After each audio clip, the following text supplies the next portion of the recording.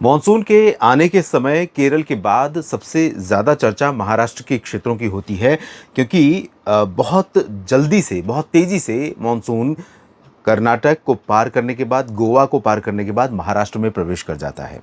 इस बार भी ऐसा हुआ, महाराष्ट्र में मॉनसून पहुंचा, लेकिन अभी तक हरनई पे ही लगभग 5 दिनों से टिका हुआ है। मुंबई, पुणे, नासिक, नागपुर इन सभी क्षेत्रों में, अहिल्यानगर, जालना के ऊपर का रीजन जो है, इन सभी भागों में भी मॉनसून का इंतज़ार हो रहा है। अभी हरनई और सतारा से होकर के मॉनसून की लाइन इस तरह से आगे भाग रही है। मॉनसून निराश कर रहा है महाराष्ट्र के लोगों को, विशेष तौर पर मुंबई के लोगों को, जहां पर आमतौर पर 11-12 जून तक मॉनसून का अराइवल हो जाता है सामान्यतः, अगर सामान्य स्पीड रहती है तो। हालांकि अगर अभी बहुत दिन नहीं हुए हैं उस डेडलाइन को निकले हुए, उस समय सीमा को निकले हुए, लेकिन अगर 1-2 दिन देरी, 3 दिन देरी के बाद भी आए और अच्छी बरसात हो तो भी लोग संतोष कर लेते हैं। लेकिन इस बार अभी ऐसा लग नहीं रहा है कि अगले कुछ दिनों तक मुंबई में बहुत अच्छी बारिश होगी या बाकी उत्तरी महाराष्ट्र में बहुत अच्छी बारिश होगी। और सबसे बड़ी बात आपको बता दूं कि मुंबई और कोलकाता, 2 जगहों पर मॉनसून लगभग एक साथ पहुंचता है। एक पूरब में है और एक पश्चिम में है, मध्य और पश्चिम में। लेकिन इस बार कोलकाता में पहुंच गया, जबकि अभी मुंबई में नहीं पहुंचा है और कोलकाता में बारिश भी शुरू हो गई है। तो कैसा मौसम रहेगा इस सप्ताह, यानी 13 से लेकर 19 जून के बीच में महाराष्ट्र और राज्य भर में, इस वीडियो में जानेंगे। ये वीडियो आप देख रहे हैं मौसम तक यूट्यूब चैनल और न्यूज़ मीडिया मंच यूट्यूब चैनल पर, और साथ ही मौसम तक फेसबुक पेज पर। ये जानकारियां अगर आपको ठीक लगेंगी तो कमेंट में ज़रूर लिखकर बताइएगा, और अगर ठीक लगती हैं तो शेयर और लाइक भी कीजिएगा। साथ में इन दोनों चैनलों, मौसम तक और न्यूज़ मीडिया मंच यूट्यूब चैनल को सब्सक्राइब करें, और साथ में मौसम तक फेसबुक पेज पर भी आप इस कंटेंट के लिए फॉलो कर सकते हैं, ताकि मौसम का अपडेट लगातार पहुंचता रहे।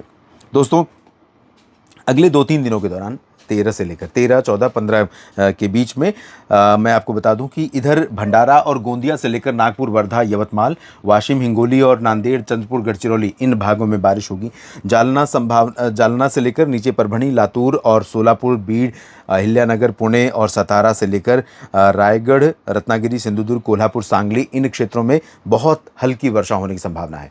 इसके ऊपर की तरफ अगर हम देखें तो मुंबई, ठाणे या पालघर, नासिक और संभाजीनगर, जलगांव, नंदुरबार, धुले, अमरावती, अकोला, बुल्ढाना, वाशिम, यवतमाल, वर्धा का जो पश्चिमी हिस्सा है, यहाँ पर 3 दिनों के दौरान बहुत शुष्क मौसम और साफ मौसम, गर्म मौसम, उमस भरा मौसम रहेगा।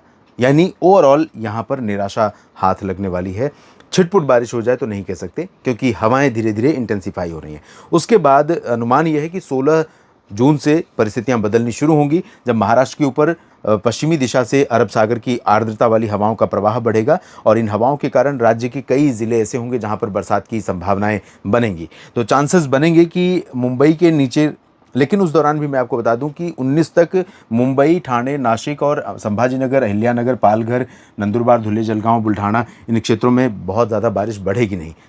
अंतर आएगा 16 जून से राज्य के ऊपर, जो टोटल 24 घंटों में पूरे राज्य की जो बरसात हो रही है उसकी क्वांटिटी में अंतर आ जाएगा। अभी अगर मान लीजिए 1 मिलीमीटर बारिश हो रही है, तब 1.25 या 1.5 मिलीमीटर हो सकती है, यानी 1.5 गुना बारिश हो सकती है, 2 गुना बारिश हो सकती है। 3 दिनों के बाद से बारिश बढ़ सकती है, लेकिन मानसून की रफ्तार धीमी रहेगी। हालांकि इस सप्ताह का एंड होते होते मुंबई को क्रॉस कर जाएगा मानसून, और इधर भी 18-19 से इधर भी बारिश की गतिविधियों में बढ़ोतरी होगी, या बारिश गतिविधियां शुरू होंगी ऐसा कहना चाहिए, क्योंकि अभी तो हो नहीं रही है, और तब शुरू होंगी। और दक्षिण की तरफ बारिश की इंटेंसिटी बढ़ेगी, दक्षिण में इंटेंसिटी बढ़ेगी, उत्तर में बारिश शुरू होगी सप्ताह के अंत तक, और मानसून भी आगे बढ़ेगा। तब थोड़ी सी राहत आपको ज़रूर मिलेगी।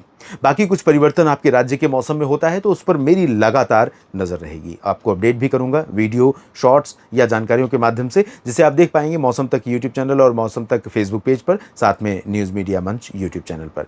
आप सभी किसान साथियों और महाराष्ट्र के सभी मित्रों का मेरे साथ जुड़ने के लिए और ये वीडियो देखने के लिए बहुत बहुत धन्यवाद। एक बार पुनः आपसे निवेदन करूंगा कि अगर आपके लिए ये जानकारियाँ ज़रूरी हैं और जो जानकारी मैं आपके लिए लेकर आ रहा हूँ काम की लगती है, तो चैनल को सब्सक्राइब ज़रूर कीजिएगा। नमस्कार।